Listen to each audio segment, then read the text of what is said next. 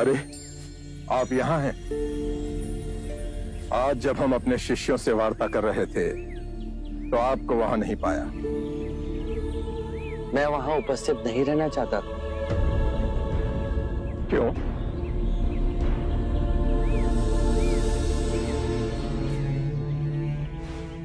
आप अपने शिष्यों को संबोधित कर रहे थे।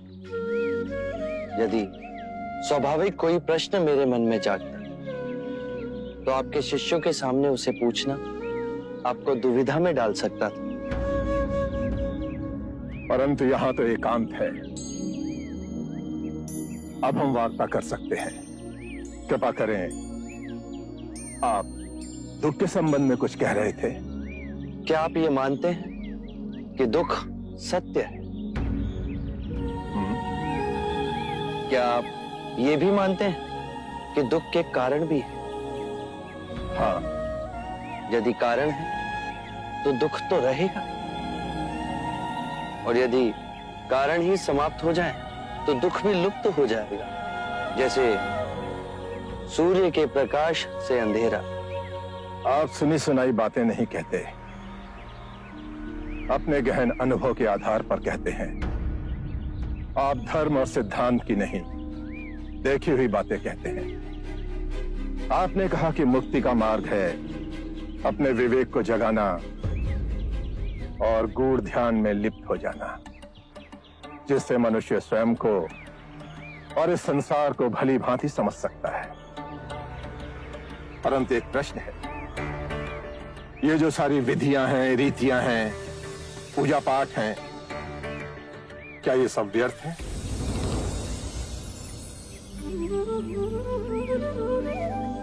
यदि कोई व्यक्ति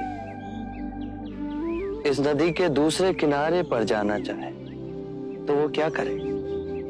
यदि जल गहरा नहीं है तो वो चलकर जा सकता है, और यदि जल गहरा है तो वो नाव की सहायता से जा सकता है या स्वयं तैरकर जा सकता है।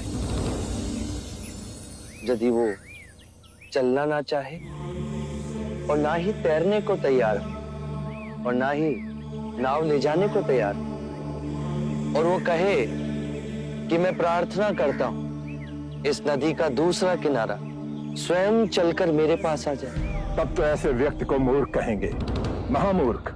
इसी प्रकार यदि व्यक्ति अज्ञान और भ्रांति को अपने विवेक से मिटाएगा नहीं तो परम आनंद और मुक्ति के दूसरे छोर पे कैसे पहुंच पाएगा?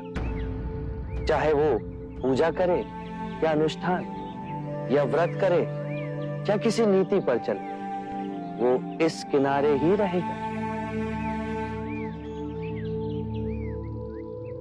हमने सारे शास्त्रों को पढ़ा, उन पर व्याख्या की, परंतु जीवन के इतने जटिल सत्य को इतनी सरलता से किसी ने नहीं समझाया, किसी ने नहीं समझाया। आप इस भटकती मानवता को परम ज्ञान का मार्ग दिखाएंगे। आप करुणा के सागर हो। हे बुद्ध, आप हमें अपना अनुयायी स्वीकार करें।